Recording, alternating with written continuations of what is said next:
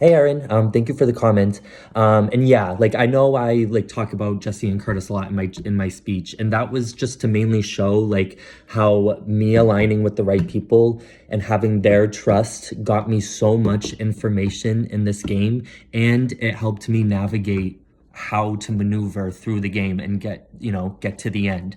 Um, so that was a big part of my game and the strategy that I played, but I was also like I was very low key and tried to downplay all of my relationships that I had. Like for instance with you, Erin G, like I really did feel like really good with you after you already nominated me.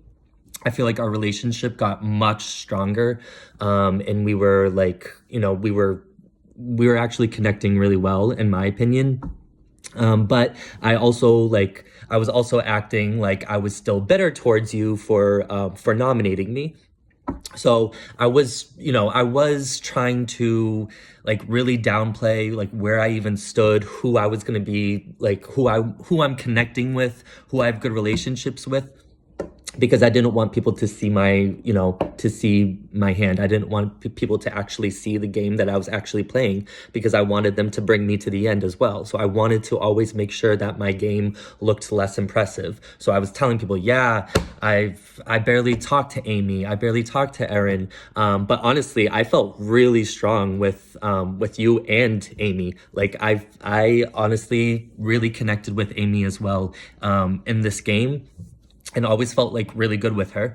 And and same with Chris C. I vibed with Chris from day one. And we got along really, really well in this game. And so that helped me navigate who I wanted to go to the end with. And so there was a lot of like behind the scenes that I was doing, and that was purposely. I didn't want anything about my game to be like, to be widely known. I wanted to always downplay, even to Jesse and Curtis when, aligning with them. I wanted to downplay to them like how close I really was with Amy, and how I really did feel good with you, Erin G.